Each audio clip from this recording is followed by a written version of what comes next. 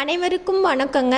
இன்னைக்கு நம்ம பானு ட்ரெடிஷன் சேனலில் கேப்பை என்றழைக்கப்படும் கேழ்வரகு ரொட்டி இனிப்பு மற்றும் கார சுவையில் எப்படி செய்யலான்னு இந்த வீடியோவில் பார்க்கலாம். இதுக்கு நான் கேழ்வரகு மாவு முளைக்கட்டி அரைச்சி வச்சுருக்கேன். இதில் ஒரு 4 கப் எடுத்துக்கலாம். 2 அடிக்கும் சேர்த்தே நான் மொத்தமாக 4 கப் எடுத்திருக்கேன். இதை நம்ம வறுக்கணும். மொத்தமாக வறுத்துட்டு நம்ம செஞ்சோம்னா தான் நல்ல ரொட்டி ரொம்ப சாஃப்டாக இருக்கும், டேஸ்ட்டும் நல்லாயிருக்கும். நான் ஒரு சட்டி அடுப்பில் வச்சுருக்கேன். இப்போ மொத்தம் 4 கப்பையும் வறுத்துக்கலாம். நல்லா வாசனை வர வரைக்கும் வறுக்கணுங்க. இந்த ராகியில் அதிக அளவு கால்சியம் நிறையா இருக்குது. கால்சியம் சத்து குறைபாடு இருக்கவங்க அடிக்கடி நம்ம ராகியை உடம்புல சேர்த்துக்கணும். அதே நேரம் நிறைய பேருக்கு ஹீமோகுளோபின் அளவு ரொம்ப கம்மியாக இருக்கும். ராகி மாத்திரம் நீங்கள் தொடர்ந்து சாப்பிட்டுட்டு வந்தீங்கன்னா ரத்தத்தில் கண்டிப்பாக உங்களோட ரத்தத்தில் ஹீமோகுளோபின் அதிகமாயிரும். இந்த ராகி மாவு நல்லா வறுப்பட்டுருச்சுங்க. நல்லா வாசனை வருது. இப்போ நம்ம ஸ்டவ் ஆஃப் பண்ணிவிட்டு ஆற விட்டுடலாம். கொஞ்சம் நேரம் ஆறட்டும். இப்போ இந்த மாவு நல்லா அரிச்சுங்க. இதை ரெண்டாக பிரிச்சுக்கலாம். பாதி இனிப்பு செய்கிறதுக்கு, பாதி 2 பாத்திரத்தில் எடுத்துக்கோங்க. பாதி கார அடை செய்கிறதுக்கு. இப்படி எடுத்து வச்சுக்கலாம். முதல்ல இந்த இனிப்பு ராகி அடைக்கு பார்த்துடலாம். இது இந்த வறுத்த மாவோட நம்ம தேங்காய் துருவுனது 4-5 ஸ்பூன் போட்டுக்கோங்க.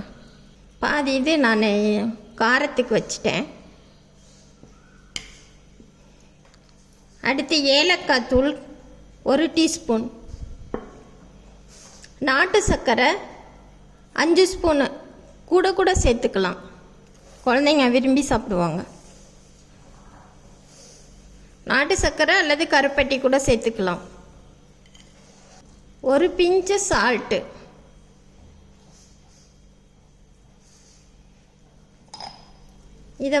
இதோட நம்ம தண்ணி சேர்த்து கொஞ்சம் கெட்டியாக பிணைஞ்சுக்கோங்க. இந்த மாதிரி சப்பாத்தி மாவு பதத்துக்கு நல்லா பிசைஞ்சு வச்சுக்கோங்க.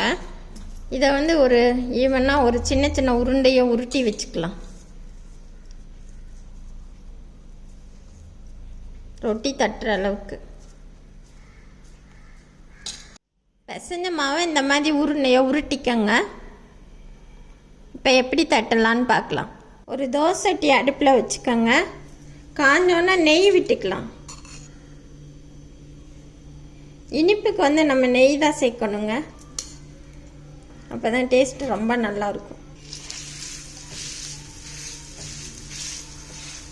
அடுப்பை மீடியம் ஃப்ளேமில் வச்சுக்கோங்க. தண்ணி கொஞ்சம் தொட்டுக்கணும்.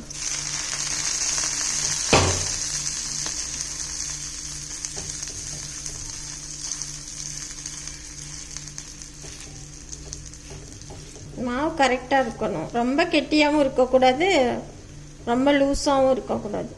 இப்போ ஒரு பக்கம் நல்லா வெந்துருச்சு. திருப்பி போட்டுடலாம். பாருங்க, ரொம்ப நல்லா இருக்கும். இது டேஸ்ட்டு சாஃப்டாகவும் இருக்கும். நல்லா வேகட்டும். இந்த உடம்புல உள்ள கெட்ட நீரெல்லாம் அந்த ராகி எடுத்துருங்க. வெயிட் லாஸ் பண்ணணும்னு நினைக்கிறவங்க இந்த ராகியை கண்டிப்பாக உடம்புக்கு சேர்த்துக்கணும்.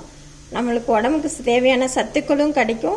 அதே நேரம் நம்ம நெடுநெடுன்னு ரொம்ப இளமையாக எப்பயும் இருக்கலாம் ராகி சாப்பிட்டுட்டு வரையில். நல்லா கமகமன் வாசனையாக இருக்குங்க. இப்போ திருப்பி போட்டுடலாம். நல்லா வெந்துச்சு. திருப்பி கொஞ்சம் நேரம் இருந்துட்டு எடுத்துடலாம். இது குழந்தைங்களும் விரும்பி சாப்பிடுவாங்க. இப்போ இன்னும் கொஞ்சம் நெய் சேர்த்துக்கிறேன். ராகிக்கும் இந்த கேழ்வரகுக்கும் நெய்க்கும் ரொம்ப மேட்சிங்காக இருக்குங்க.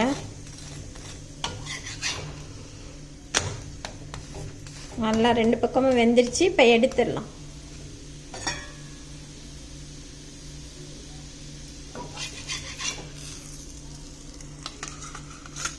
இதே மாதிரி மற்ற ரொட்டியும் செஞ்சுக்கலாம். ஏப்ப ராகி கேழ்வரகு 3மே ஒன்று தாங்க. இப்போ இந்த கேழ்வரகு கார அடைக்கு என்னென்ன சேர்க்கலான்னு சொல்கிறேன். 2 கப்பு வறுத்த கேழ்வரகு மாவு, தேங்காய் துருவல் சிறிதளவு, சீரகம் 1/2 டீஸ்பூன், பெரிய வெங்காயம் பொடுசாக நறுக்கினது 1, அதையும் சேர்த்துடலாம் மாவில்.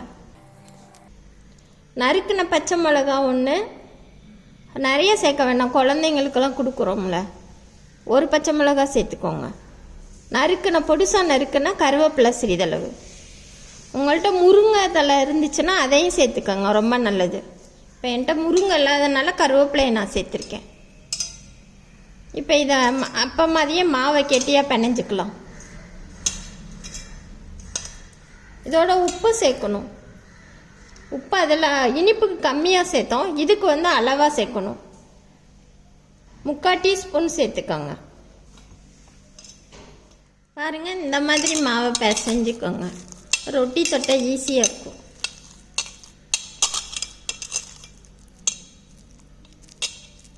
கொஞ்சம் தளர்த்தியாக இருக்கட்டும். வாங்க எப்படி செய்யலான்னு பார்க்கலாம். இப்போ கார அடை நம்ம தட்டலாம். சட்டியை காய வச்சுக்கோங்க, தோசை சட்டியை. இதுக்கு வந்து நல்லெண்ணெய் ஊற்றிக்கலாம்.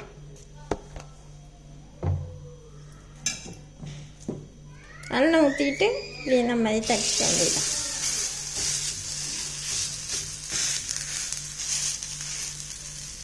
கொஞ்சம் தண்ணி தட்டுக்கணும்.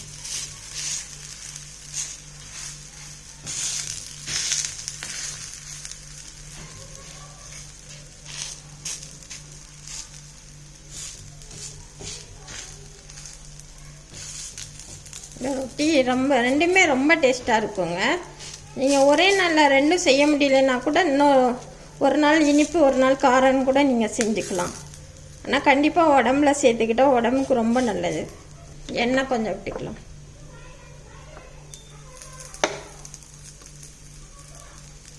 நல்லா வேகட்டும்.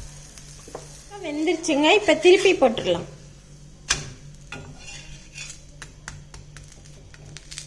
நல்லா வெந்தோன்னே எடுத்துடலாம். இது மார்னிங் பிரேக்ஃபாஸ்ட்டுக்கு ரொம்ப நல்லதுங்க. பகல் ஃபுல்லாக டயர்டாகாமல் இருக்கலாம் இதை சாப்பிட்டுட்டு வந்தோன்னா.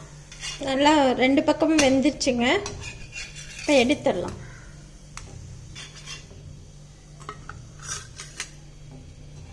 இதே மாதிரியே மற்றதையும் செஞ்சுக்கலாம். மிகவும் சத்து நிறைந்த இனிப்பு மற்றும் கார ராகி அடை தயாராகிடுச்சுங்க. நீங்களும் வீட்டில் அடிக்கடி ட்ரை பண்ணி பாருங்கள். நன்றி, வணக்கம்.